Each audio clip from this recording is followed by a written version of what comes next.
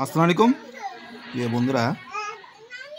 আমি এখন একটি গ্রাম, যে গ্রামে আমি আমার নারী টানে বলেন আর মাটি টানে বলেন আমি যাই এবং এই গ্রামের প্রাকৃতিক দৃশ্য থেকে আমি মুগ্ধ হই।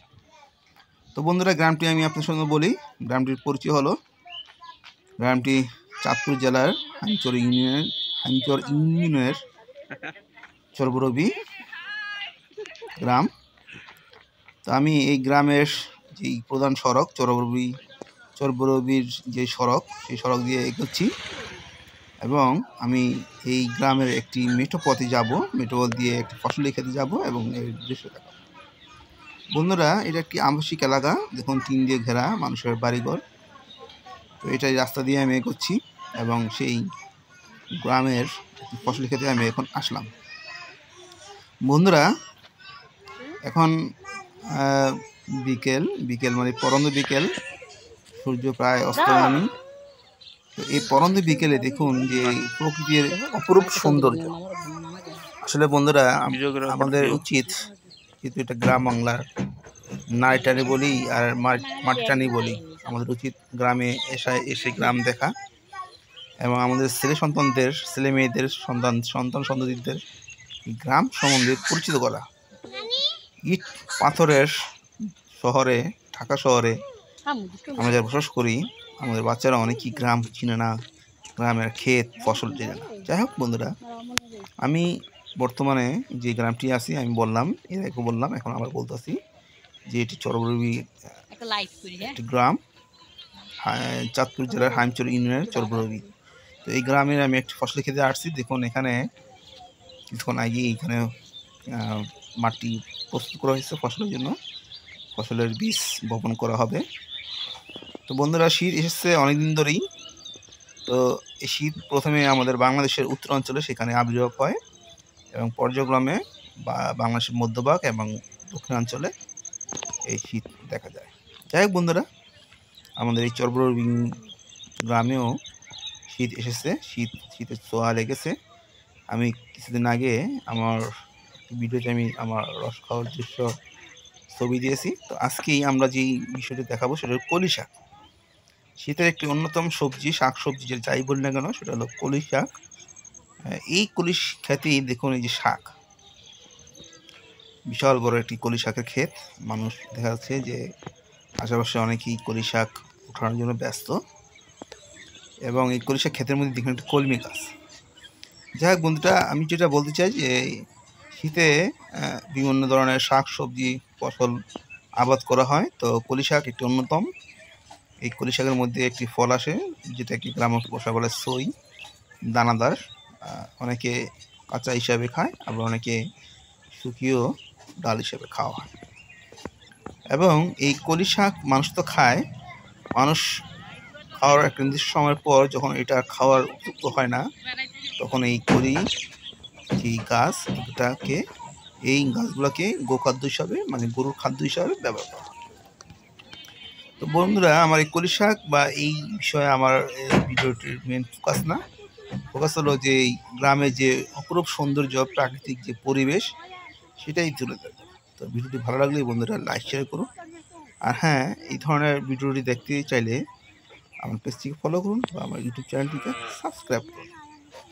তো বন্ধুরা, দেখুন যে কি সুন্দর গ্রাম।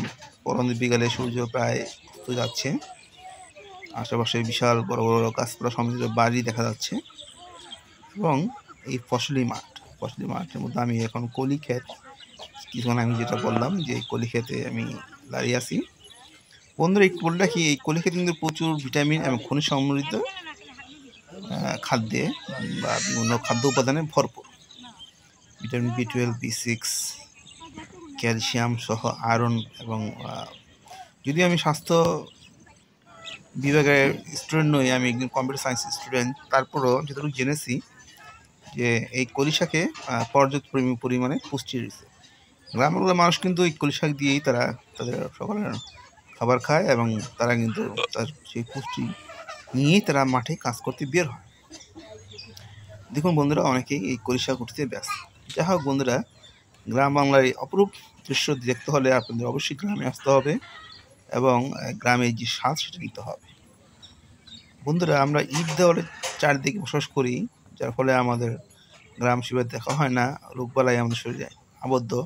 অথচ আপনি গ্রামে যান, গ্রামে দেখবেন যে এই শহরের যেই বিশাল বিশাল যেই রোগ ব্যাধি সেগুলো কিন্তু গ্রামের মানুষের কাছে নেই, কারণ তারা পর্যাপ্ত পরিমাণে তারা এই শাকসবজি, যেগুলো আমি বলছিলাম যে ভিটামিনস, খনিজ, মিনারেলস সমৃদ্ধ যেই উপাদান, তারা এগুলো খাবার খায় এবং তারা কঠোর পরিশ্রম করে, যার ফলে তাদের রোগ ব্যাধি শহরের মানুষের তুলনায় অনেক কম।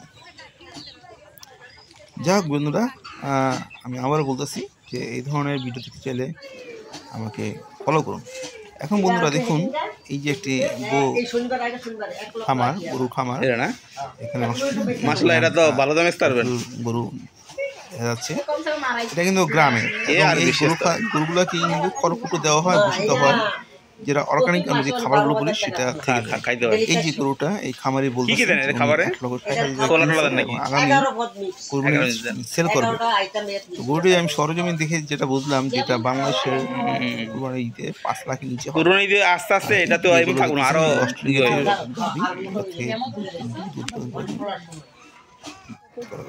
যাক বন্ধুরা, আমি গ্রাম বাংলার অনেক কিছু দেখলাম, আপনার গরুর একটি খামারও দেখালাম। আমি আমার গন্তব্যে চলে যাব। তো প্রায় সন্ধ্যা হয়ে গেছে, দেখুন যে আকাশে এখনো অন্ধকার চলে আসতেছে, আমি চলে যাব।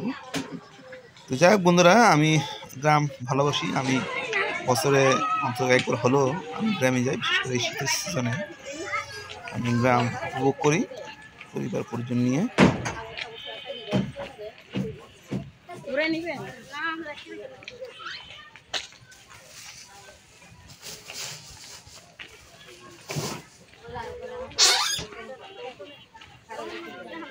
আপনারা যদি এই ধরনের ভিডিও যদি আপনাদের ভালো লাগে, অবশ্যই আমাকে সাপোর্ট করুন। আমার সাপোর্ট করার মাধ্যম হলো আমার পেজটিকে ফলো করুন, আমার চ্যানেলটিকে সাবস্ক্রাইব করুন, আর হ্যাঁ অবশ্যই এই ভিডিওটি অন্যকে দেখার সুযোগ করে দিন, সেই জন্য ভিডিওটিকে লাইক শেয়ার করুন আর আমাকে উৎসাহিত করুন।